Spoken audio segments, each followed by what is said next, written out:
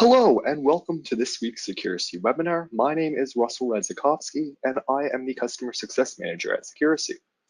In last week's webinar, we covered security awareness training, implementation, and topic ideas.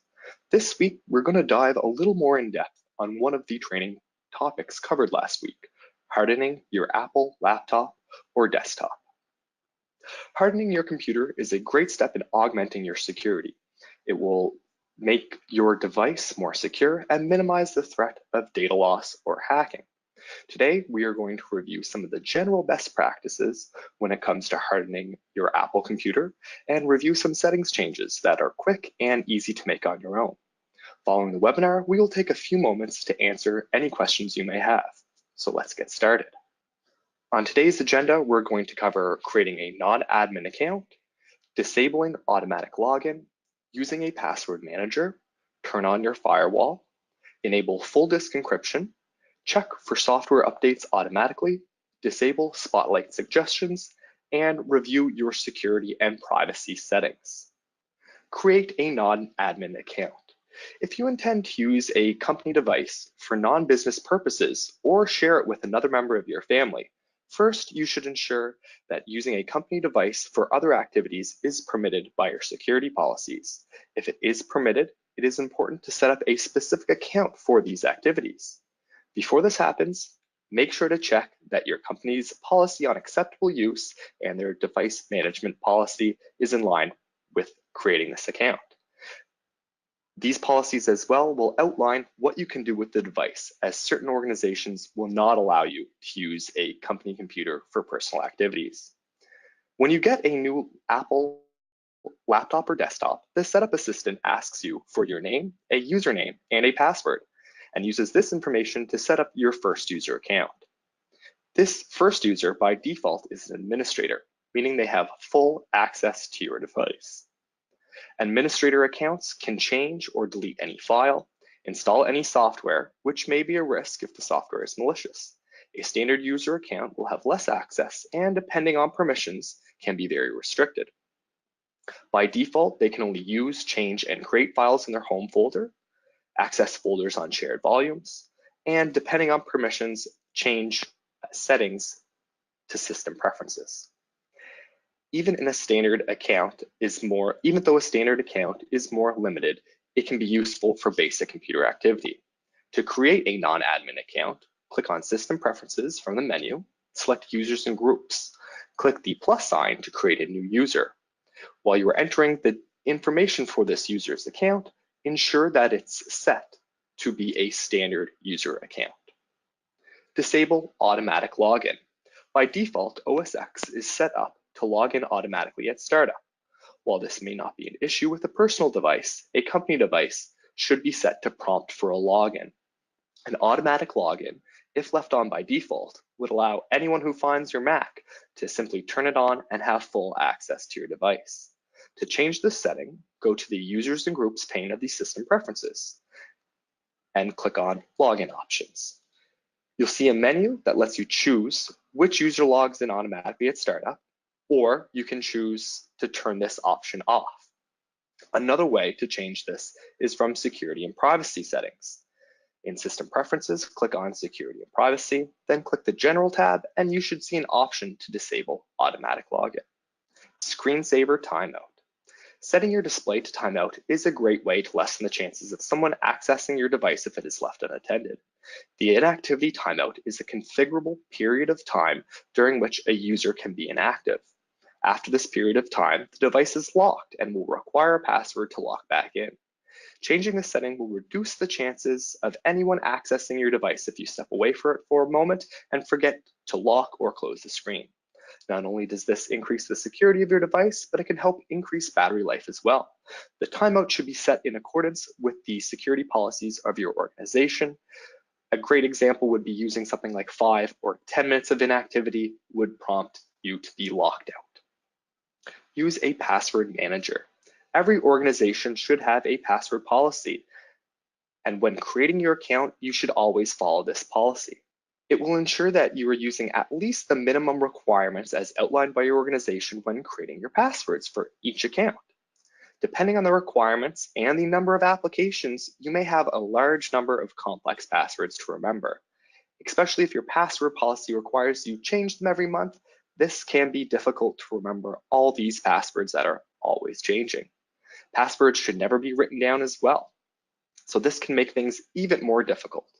Using a password manager allows for the creation of complex, unique passwords so they're more difficult to crack, and creates an encrypted way to store them so the process of entering them can become automated. There are a number of great tools out there for password managers. No matter your needs, there should be one that fits your organization. Along with using a password manager, two-factor authentication should be used when possible on all accounts that support it. Your iCloud account, for example, should be set to require two-factor authentication. Along with using a password manager to harden your password, two-factor authentication adds an extra level of security on top of your already complex password. Turn on your firewall. Apple's built-in firewall offers inbound network protection. By default, the firewall is turned off. Turning on the firewall will give you an extra level of protection, and you'll receive alerts about possible inbound connections. Use these steps to enable the application firewall on your laptop or desktop. Choose System Preferences from the Apple menu. Click Security or Security and Privacy. Select the Firewall tab. You may have to unlock this pane as it is only accessible or allowed to be changed by an administrator. If prompted, enter in the administrator username and password. Finally, click to turn on Firewall or Start to enable Firewall. Depending on your familiarity with your device, you may also want to do some advanced configuration to the firewall. Click Advanced to customize the firewall's configuration. If you use public or unsecured networks at all, it is vital to leave this on. Even if you were always on a good network that is trusted, having a strong firewall is another benefit to your own personal security. Enable full disk encryption. A common security practice is the encryption of important data files and folders for an additional layer of protection. By doing this, even if your device is stolen, the thieves will not be able to access your data. Built into each Apple device is the Firewall full disk encryption. This should be enabled on all company devices as it encrypts your entire hard driving using XTS AES 128 encryption, a highly secure encryption algorithm. You may be asking yourself, but if I have a strong password, why should I do this?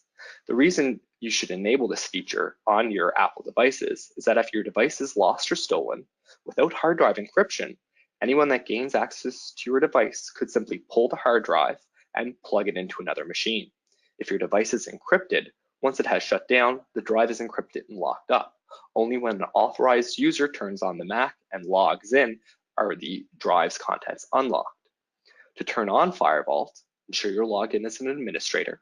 Go to System Preferences and select Security and Privacy. Under the Firewall tab, click to turn on the Firewall. This may take some time to encrypt your hard drive. Once the process has been completed, you'll be given a recovery key. It is important to save this recovery key in case you ever forget the password to your device, as it will allow you to get access to your device once again if you do not have that password. Ensure that you keep this recovery key in a safe place, such as your office safe. Check for software updates automatically. The software on your device, whether the operating system or third-party applications, should be updated as often as possible. While some organizations may have the ability to push updates remotely from a server environment, it may not be possible for all companies. Mac OS X has a built-in software update tool, Software Update. Choose the Apple menu and select System Preferences, then click the App Store. Select Automatically Check for Updates to have your Mac download updates when they are ready. You can also select Download Newly Available Updates in the background. This will allow for downloads to proceed as usual, and you can keep on working on your device. Updating your software will allow all security patches as they come out to be installed without delay. This is very important to maintaining your security on your own device. Disable Spotlight suggestions. OS X updated the Spotlight feature that is commonly used to search your device. The update allowed for suggestions from the internet to be included in this list. These suggestions can be manipulated and allow for data to be tracked by third parties. Some of the data can be sent to Apple itself or third-party providers such as Microsoft Bing or Google search engine. To prevent this from happening or limit what appears on Spotlight, you should update these default settings. Open System Preferences and choose Spotlight. Now deselect Spotlight suggestions, Bing web searches, and any other applications that should not be connected with Spotlight. Changing these settings will stop this from happening in Spotlight. However, Apple's default browser, Safari, does the same thing. In order to stop this from happening in Safari, click on Safari and select Preferences. Click Search and then disable Include Spotlight Suggestions. Review your security and privacy settings. What applications are you sharing your personal location with? What do the apps you have installed have access to on your device? If you are unsure or want to prevent location data access, you need to review your security and privacy settings. Here, you can enable most of the items we covered today, but under the Privacy tab, you will see a listing of all applications and what they have access to on your Mac. Under Location Services, for example, you can see whether it is enabled and what applications have access to your location data. To make any changes here, log in as an administrator and uncheck or check the applications you would like to grant or remove access to from these services. Finally, never leave your computer unlocked and unattended. There's a good chance it will not be there when you return, or it could have been altered in some way without you knowing. Always lock your computer when unattended to keep private eyes from grabbing your information or taking your laptop. Thanks for joining us this week. Now we're going to review any questions you may have. While we wait for some questions to come in, I'd like to remind you that next week's webinar will cover the topic of how to harden your Windows laptop or desktop. Now let's review a couple questions that have come in. What is the best password manager? There are many products on the market, and you should always review each product before you make your decision to ensure it meets your organization's needs and it meets their policies as well. Many password managers include additional features above and beyond password management, and depending on your needs, one product or another may be a better fit for your company. A common example and one we use here in our office is LastPass. It's a great tool. It also enables you to share passwords among team members as well without granting them access to that actual password. Another question we have is, do we have to make all these changes?